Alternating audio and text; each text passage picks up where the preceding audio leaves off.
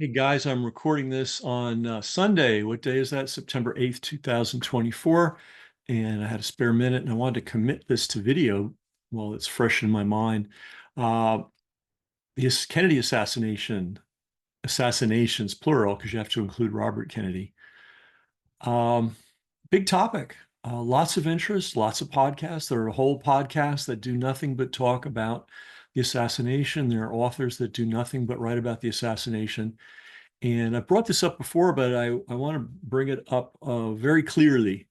Um, I think there's something rotten in Denmark. Okay. And here's what I'm talking about. We keep hearing that rogue elements of the CIA were involved in the assassination of Kennedy, John Kennedy, and has to be Robert Kennedy too. We also hear that organized crime was involved, and everybody pretty much accepts this. We also, more lately, lots of people are thinking LBJ must have been involved. And what's completely missing from this narrative, and the reason I'm doing this recording is the other day I saw a program where Danny Sheehan, great attorney, great guy, amazing guy. He was being and multi decades of experience. Fought all kinds of really hard cases. He knows a lot. And he was being interviewed by this guy named Jesse, and I can't think of his last name. But anyway, this guy's a principal at Thiel Capital. All right, that's Peter Thiel, the guy with $9 billion. And this fellow Jesse has a website, something Alchemy, something, I don't know what it is, but obviously huge production budget. And he had Danny Sheehan on and did a long, fascinating interview with Danny Sheehan. Christic Institute. Some of the old timers listening to this know what I'm talking about. Real courageous guy. But what kind of amazed me is when he was talking about organized crime and the CIA, he defaulted to Allen Dulles on the CIA side, and he defaulted to the Italians on the organized crime side. And that would be Sam Giancana up in Chicago and Carlos Marcello in New Orleans and Louisiana, um, Traficante, Santos Traficante in Tampa, and Johnny Roselli. I think he was a Chicago guy out there in California. And okay, fair enough, fair enough. This is the narrative. This is the advanced narrative that everybody's being taught.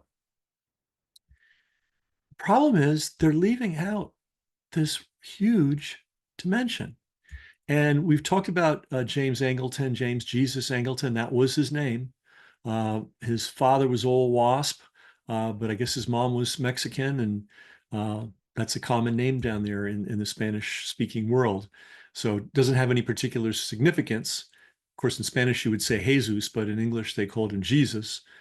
Total WASP, went to high-end prep schools, went to Yale, uh, that kind of guy. Uh, Head of counterintelligence. I know some of you have heard me say this 1,000 times, but since nobody else is talking about it, I guess I got to repeat it. Head of counterintelligence, not for 2 years, 3 years, 4 years, 5 years, 10 years, 12 years, 50, 20 plus years. A very, very, very long run. Very J. Edgar Hoover like, very Anthony Fauci like. And it's important because in some ways, the guy that runs counterintelligence is really the guy that knows all the CIA secrets more than anyone else. So directors come and go, but James Angleton stayed in the role of counterintelligence chief for 20 plus years. Now, when you're counterintelligence chief, you have to know every single operation that's going on because it's your job to keep them secret, not only while they're being carried out, but forever. And, like for example, the Kennedy thing, right? And Angleton was clearly involved in suppressing information about the Kennedy assassinations, the John F. Kennedy assassination. He personally got on a plane when the head of the former head of the Mexico City um, uh, bureau, or whatever you call it, the CIA station chief, died. He personally got on a plane, flew from Washington, D.C. to Mexico City, and badgered that man's wife into giving up all the copies of his memoir, all the notes from his memoir, lots and lots of files, lots and lots of personal papers. Why? Well, Mexico City was sort of like the Casablanca of the Western Hemisphere. It's where a lot of spies hang out. It's where a lot of dirty deeds get done. It's where assassins get trained. So what this fellow, his last name was Scott, knew about the assassination, I don't know. But he was not fully on board with keeping it quiet. And he wrote a memoir. And imagine a high-level US bureaucrat in any department getting on a plane and going personally to another country to personally make sure he nailed down somebody's library. And this happened, I think, in the 70s. That's the level of cleanup operation that Angleton, head of counterintelligence for the CIA, was personally involved in. So why, when we talk about rogue elements of the CIA, is Angleton's name almost never mentioned? Now, I'm going to say there are a handful of researchers that mention Angleton, but it's only a handful. And as proof of how out of the loop Angleton is, again, I just watched this very current, just came out, highly produced, very expensive. These guys have all the money in the world, because Peter Thiel bankrolls this podcast, and Peter Thiel has $9 billion. So they got enough money to do it right. And Danny Sheehan surely knows his business. And yet, the name Angleton did not come up. And why would that be? Well, as readers of the book know, and I hope everyone will get it, because we need your support for getting this information out there. It's not going to get out there by itself. And I've done what I can by writing the book, doing the research and the thinking.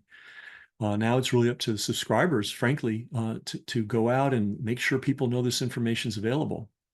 So there are a handful of researchers, but it's not mainstream. It's so not mainstream that Danny Sheehan, who is a good guy, managed to just didn't mention Angleton at all in a 1.5 hour interview. So that's a puzzling factor. And as we've said, and we say in the book, and I'll say it again, in addition to being head of counterintelligence, which is a key position, it's as powerful, maybe more powerful than being the director. I mean, you answer to the director, but when you're head of counterintelligence, you know a whole lot and can do a whole lot that the director will never figure out. Because counterintelligence is one of the jobs of a counterintelligence expert is to fool the experts, right? So Angleton was really good at that. The other thing Angleton did was he was head of the Israel desk for the CIA. Unprecedented in the history of the CIA to have somebody in charge of counterintelligence and manning a desk, a nation desk. Now, what does it mean to be the head of the Israel desk? It just means that every piece of intelligence gathered anywhere in the world on a given country goes to you. You're the one that is the custodian of it, and you're the one that's the distributor of it. What a heck of a position. He made numerous trips to Israel, frequent trips to Israel. He was one of the founders of the Mossad, not a conspiracy theory, historical fact. If you know your intelligence history, he was involved at the creation of the Mossad. Do you think that gave him a little bit of influence in Israel? He was considered America's foremost Zionist, even though he was an anti-Semitic WASP. And we've talked about this before. You can be anti-Semitic and a Zionist at the same time. We did a whole show on that with Rabbi Shapiro. He explained the whole thing. If that show's not enough, he wrote a 1,300 plus page book that explains it. So in addition to being, a CIA fellow, he was also a Mossad fellow by necessity because he helped start them. And he certainly had plenty of communications with them because he was head of the Israel desk for the CIA. So why, I ask you, why, when all these cutting edge researchers are talking about the rogue elements of the CIA, do they never mention Angleton? And by the way, Angleton hated Kennedy. Angleton was involved in a crime against Kennedy. He was involved in stealing nuclear materials that were sent to Israel for the building of their atomic weapons program. Okay, that seems to be historically accepted. I mean, scholars say this. It's not some basement conspiracy theory. So he was violating the law in a most egregious way. He was going against Kennedy's policy. So he obviously had no respect for Kennedy. But he had a lot of, connections and, you know, working relationships with the intelligence agency of Israel. So, and do you see how crazy this is? And apparently, there's not one but two memorials in Israel to Angleton. They revered him. So our top spy, and I think it's fair to say that a guy that was head of counterintelligence, they would see in the current uh, narrative. Oh, Angleton was a loose cannon. Angleton was a weirdo. Angleton was, yeah, very good disinformation. Angleton was probably the most important intelligence person in American history post World War II. Okay, he might have been a freak. He might have been a weirdo. He might have been an alcoholic. He might have been all these things, but he maintained a very, very, very important post. It's not like being vice president to be head of counterintelligence. Okay, it's way, way different than that. Except unless you're talking about George H.W. Bush being vice president under Reagan. It was kind of a similar situation to that maybe in some sense, right? So the CIA directors come and go, but Angleton was on the job 10 years before Kennedy was shot and 10 years after. And again, he was personally, physically involved in cleaning up the mess. Okay. So here's my question. Here's the big question. Why is this guy never mentioned? And again, a few people do mention him, but they're kept out of the mainstream. Why do the mainstream assassination scholars not focus on James Angleton? And he was a, rabid anti-communist, and in his view of the world, in order to stop communism, by any means necessary, by any means necessary. In fact, Danny Sheehan in this interview said they killed Kennedy because he was working out peace arrangements with Khrushchev. And that was enough to justify his murder. But they don't mention the one guy, James Angleton, who would have felt that as strongly as anybody and would have had all the means and methods to carry out the assassination and the cover up. Remember, committing a crime's easy. Right? It's getting away with it and then covering it up forever. That's the skill, right? And that's what counterintelligence people do. And Angleton was the number one counterintelligence person. I know this might be repetitive. You might have heard this from me before, but since you're not hearing it anywhere else, I got to say it. Remember, you didn't hear anywhere in the February of 2020. You didn't hear anywhere else that COVID was a vaccine scam. You heard that here first. In 1997, you didn't hear that election fraud was a serious problem in the United States, organized election fraud. You didn't hear that anywhere else. You heard it here first, right? There's a lot of things you hear first that you don't hear anywhere else. And I'm telling you, this guy Angleton is a prime suspect in the Kennedy assassination. And for mysterious reasons, the larger community of assassination scholars, they would rather tell you who shined Jack Ruby's shoes the day he went and shot Oswald than they would pay attention to probably one of the most likely candidates for being the leader or one of the leaders of the conspiracy. Okay, that's mystery number one, right? The other thing we hear, and this is supposedly cutting edge, and even Danny Sheehan went down this road.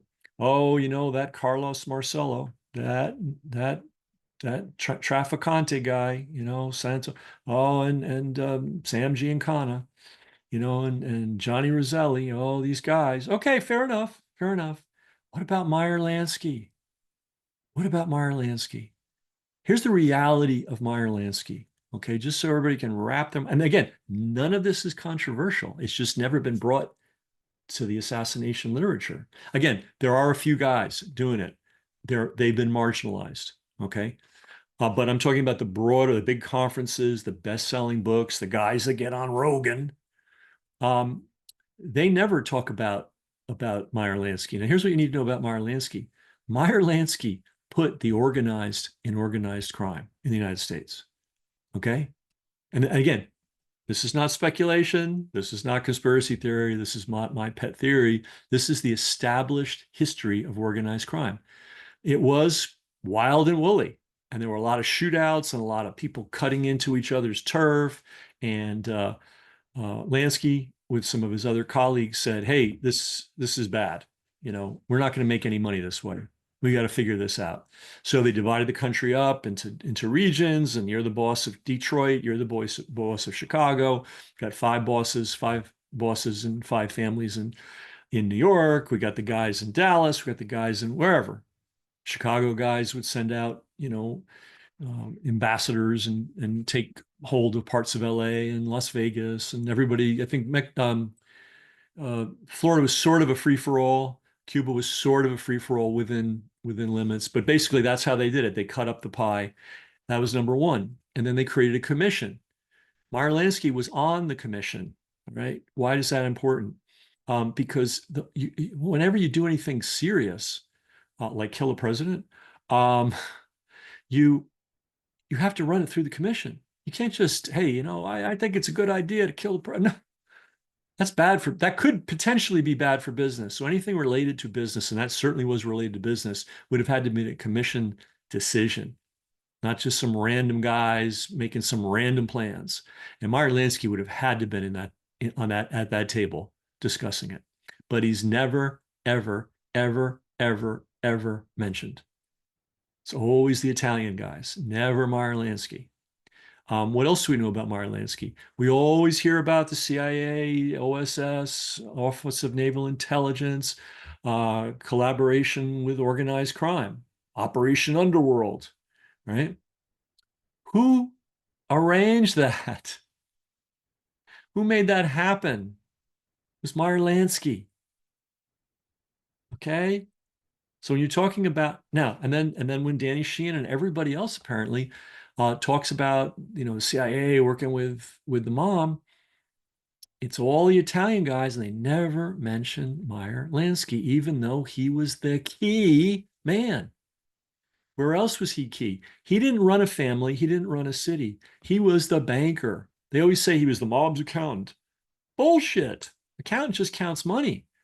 He was the financier. He was the merchant banker. He was the investment banker. He was the money launderer. Because one of the problems with organized crime is you make all this money and you have to make it disappear, because if it's visible, people ask, where the heck did you get it? That's how, what's his name? The guy from Chicago, Al Capone, ended up in jail. They learned a lesson from that. And Lansky, working with American and European and Israeli financiers, developed a vast washing machine, car wash, for all mob money. Okay, they never tell you this. They always he was the accountant. No, he was way more than the accountant. So if you had money that you made illicitly that you had to make disappear, you plugged it into one of Meyer Lansky's systems that he created and managed, and he made a fortune. When he passed away, I think it was estimated that he had $800 million. And that was, when he died, a billionaire was a very rare thing. So somebody approaching $1 billion had 1 ton of cash, and he probably had way more money than that. Where it went, nobody knows. Smart guy. I mean, he was smart, obviously very smart. So that's another element of Meyer Lansky that should be known. What else? Well, you ever heard of Murder Inc.? Murder Inc. What was that? That was a network of hitmen. And not just 3 guys. This was a national network of hitmen. And what's another word for hitman? It's assassins. And what does a hitman do? A hitman kills. But what's the most important thing in the hitman's job is to kill surreptitiously, so no one really understands who did it. You just know the guy's dead.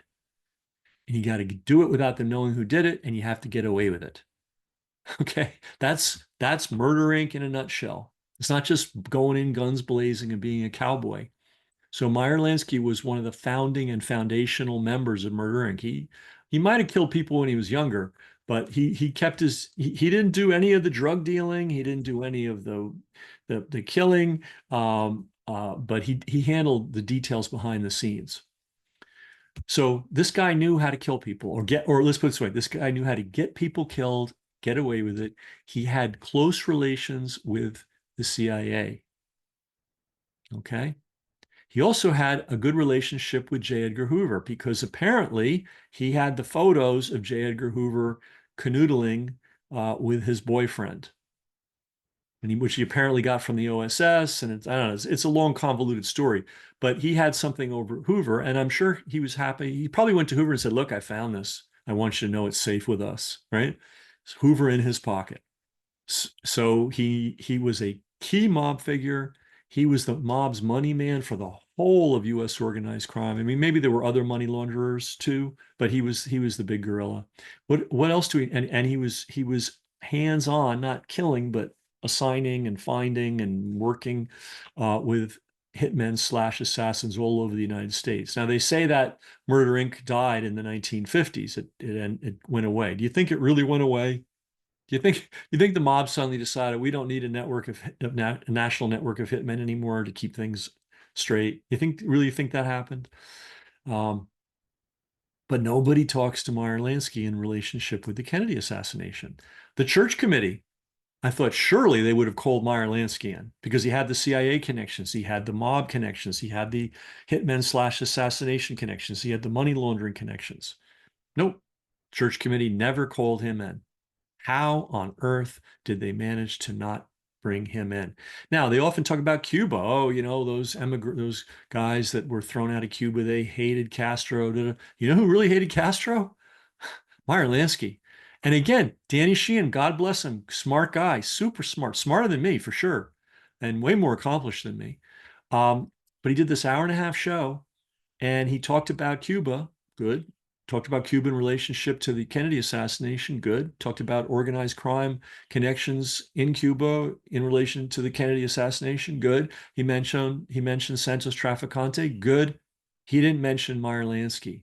Now, what you have to understand about Cuba and organized crime was, yes, Santos Traficante was definitely down in Cuba, using Cuba, working with Batista. And again, this is another thing that's not disputed. It's not up for discussion. It's a matter of the historical record. All the mob historians know it. It's not even a debatable issue. The guy that ran Cuba for the mob, or had the biggest footprint in Cuba by far, far and away, was Meyer Lansky. So when you say, hey, the CIA was involved, the organized crime was involved, people pissed off at Castro were involved, and you leave out Meyer Lansky, you're deliberately fooling people, in my opinion.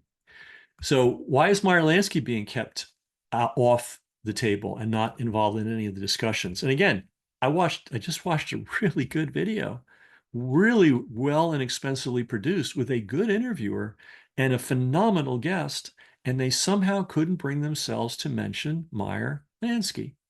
Now, what do we know about Meyer Lansky? Well, pre-statehood, when it was still the British mandate, Palestine was still a British mandate, he was funding and arming the terrorists, the Zionist terrorists in Palestine. Illegally, by the way. It was against the US law to do it. And he asked his Italian mafia friends, hey guys, he passed the hat. And then he also collected arms, easy for a gangster to do, and shipped them to Israel. So, and I get it. I understand. I mean, a lot of Irish Americans sent money to the IRA, so I'm not going to say, hey, bad for doing that, but it shows a relationship with the Zionist extremist state of Israel, does it not? Which makes you wonder, why won't they mention Meyer Lansky in these thousands and thousands and thousands of hours of assassination discussion? When Meyer Lansky had to go on the lam because the IRS was after him, remember, that's how they got Al Capone. It's funny, apparently the scariest thing in the world is the IRS. Where did he run? He didn't run to Switzerland. He didn't run to Brazil. He ran to Israel, and Israel kept him safe. And while I know exactly how it worked without knowing the details. He just hung out in Israel, and he spent money in the U.S. like you can't believe. I'm sure there are judges and prosecutors and Department of Justice people and FBI people and IRS people who suddenly had summer mansions and bank accounts in the Cayman Islands, whatever.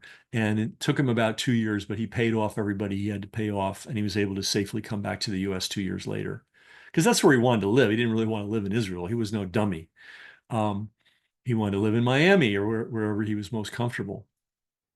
So we have two guys, James Angleton and Meyer Lansky, both of whom had super means. Okay, so all those other mob guys are at this level. I mean, they're formidable. They're doing stuff, but the guy at the top was Meyer Lansky.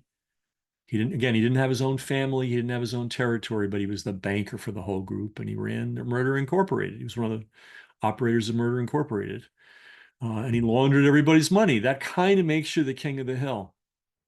And so, but very smart from a PR point of view, just call him the mob's accountant. He happened to have a very close relationship with Israel and most importantly, the Zionist terrorists and extremists. And then we have Angleton, again, not just another CIA employee, certainly not a rogue. You can't call the director of counterintelligence a rogue, guy that held the job down for over 20 years, a rogue. You're kidding me. We know beyond a shadow of a doubt that he was involved in the cover up, and not just for a minute. His whole life was devoted to covering up what happened to John Kennedy. Okay. And he just happened to be head of the Israeli desk. And he just happened to be one of the founders of the Mossad. And he just happens to have two memorials to himself in Israel. And the Israelis considered him the most important Zionist in America. And again, you can be a WASP anti-Semite and still be a Zionist, okay? You're a Zionist extremist, okay? The two are not mutually exclusive. Because Zionism is a political ideology.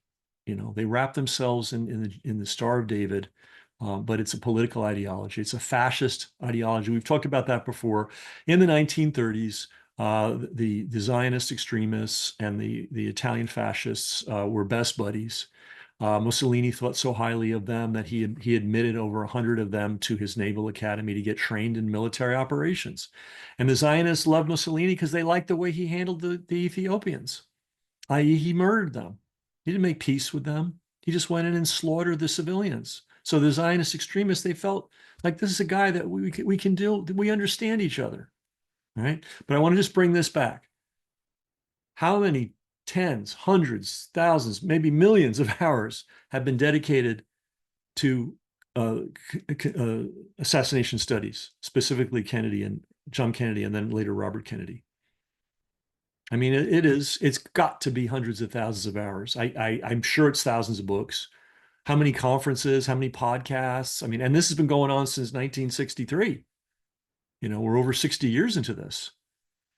And to this day, September 2024, you can get on a high quality podcast hearing Danny Sheehan, who I consider one of the sharpest, most well informed, and courageous people out there, manage to talk about the mob's involvement without mentioning the number one mob guy, Meyer Lansky, and managed to talk about Allen Dulles. It's always Allen Dulles, even Bobby Kennedy. Come on, Bobby, you wake up. It's time. It's past time. Yeah, Allen Dulles was a bad guy. Yeah, Allen Dulles ended up on the Warren Commission. But who was surveilling the Warren Commission? And we know this. It was Angleton as counterintelligence director. I mean, it gets so intricate. I'll just leave you with this last bit. So we learned maybe 5 or 10 years ago, I don't know the exact date, that the CIA indeed did know who Lee Harvey Oswald was, right? And they know because they were reading his mail. Now, the name of the guy who read his mail was kept secret until I think a year ago or just a couple of years ago, very recently. And the guy had been dead for 10 years. Why was that man's name kept a secret? That doesn't make any sense. Surely the fact that the CIA knew who he was, that knew who Oswald was the most explosive information imaginable. Yet they kept the identity of the man that read his mail, who was tasked with that, a secret for I think a decade or more after he died. Why? This guy was an Israeli agent working at the CIA or working for the CIA. He was a dual agent. He was an Israel, and I'm sure there's a ton of that goes back and forth, right? CIA people that are involved with the Mossad, Mossad people that are involved with the CIA. I mean, they are joined like this.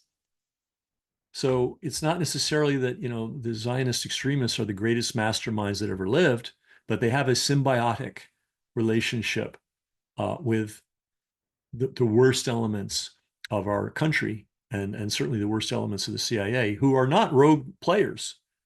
They were the directors and the directors of counterintelligence. So anyway, so just so you grasp this, the CIA knew who Lee Harvey Oswald was. They were reading his mail.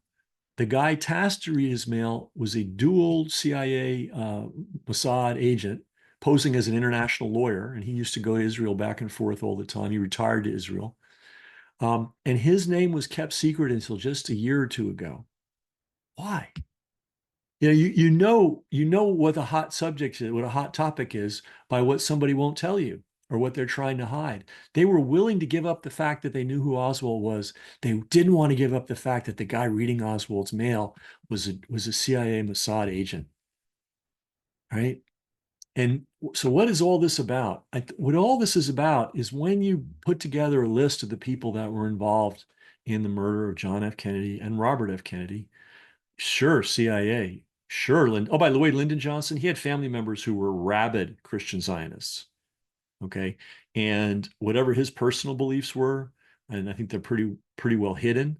Uh, but functionally, in his administration, he gave more in arms to Israel than all the other presidents combined before him, more than Truman and Kennedy, Truman, Eisenhower, and Kennedy. Right, so you had all those different, Truman was in there for a while, Eisenhower was in there for a while, Kennedy was in there for a while. That's a lot of years. You add up all the arms shipments to Israel, Johnson broke right through that in his first term. He had no problem with the Israelis developing atomic weapons. Kennedy was against it. We got all the papers that show it. He had no problem with the Israelis evading foreign lobbying laws. Robert Kennedy was against it. We have all the papers. And Johnson had a Zionist background. Who knew? But as my Jewish activist friends remind me, there are more Christian Zionists in America than there are Jews in the world. So there's a lot of people out there, who are just completely deluded.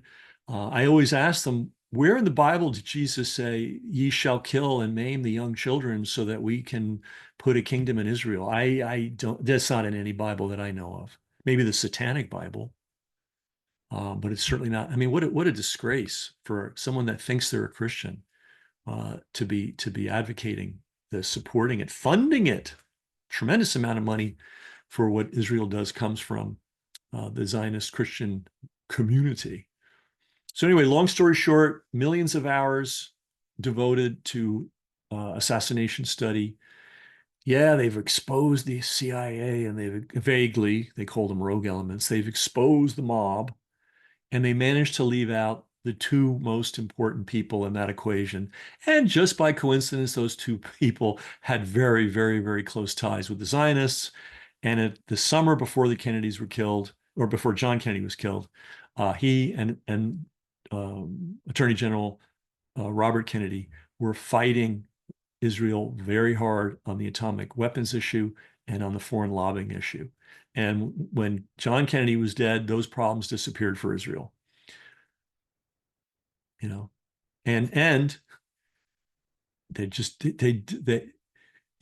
everybody knows that the guy, this is unbelievable.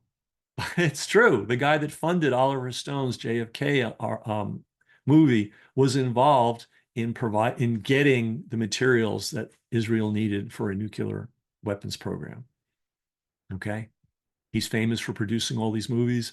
Yeah. He's also famous, if you're in the know, for being one of the people that helped Israel get nuclear weapons. So I have a feeling that very intelligently, and hats off to people that do things well, one of the parties that was involved in the Kennedy assassination in some way, they certainly had a lot of players in the game, has spent a lot of money and a lot of savvy making sure that the assassination research community focuses on Johnny Roselli and Alan Dulles and never talks about the Zionist James Angleton or the Zionist Meyer Lansky. So just wanted to put this out there. I've talked about it before. It's a hard thing to, I mean, even me, when I first was looking at it, I went, can this possibly be true? It's not, it's 2024. Surely somebody else has seen this. Now, I will say other people have seen it, but it's a handful. For instance, we have an article, a chapter by Rick Sterling in our book, and he's someone that gets it. And there's a handful of other people that get it. We have some reference books listed that of people that get it. But these folks are definitely not in the mainstream. And we're not talking about mainstream news media. They're not even in the mainstream alternative media. They're not even in the mainstream assassination research community. So talk about being 20 steps removed from the mainstream. And yet the fundamental insight they have, you cannot understand fully what happened unless you realize that there was this other element, this other player involved.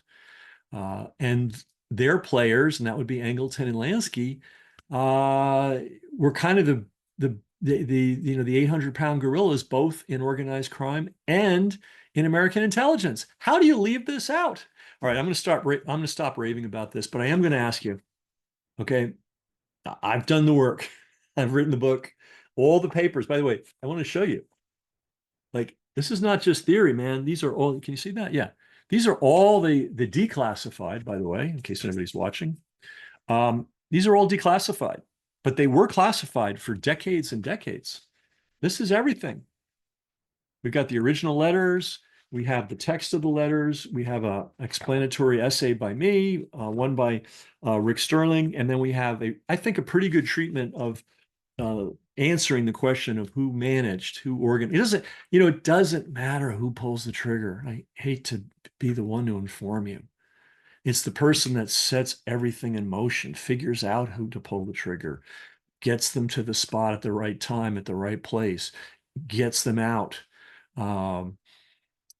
make sure that there's no real investigation. That's the work, right? So, did he use this rifle? Did he shoot from this building? Was he under the manhole cover? Was he flying in a balloon? I mean, it doesn't matter. Was he on the water tower?